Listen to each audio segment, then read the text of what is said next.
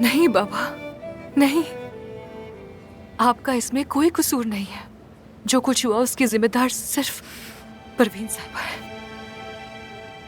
انہوں نے میری زندگی برباد کر دی، آپ کی زندگی برباد کر دی، ہم سب کو تباہ کر دیا انہوں نے. میں اب بھی ناراض ہوں اس سے، اور ہرگز اسے معافی نہیں ملے گی. اور ہاں، ویسے اگر میں یہ کہوں کہ اس نے تمہیں پہلی بار یہ ہاسپٹل دکھایا تو غلط نہ ہوگا، کیونکہ وہ عورت تو اپنی زندگی میں اس قدر مصروف تھی کہ تمہاری دیکھ بھال کا ٹائم نہ ملا. اگر تم سے پوچھا جائے تو تمہاری اصل جگہ انتم کی ہریالی میں ہے.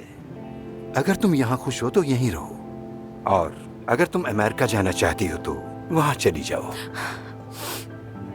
افسون، اپنے خوابوں اور اپنے دل کی سنو.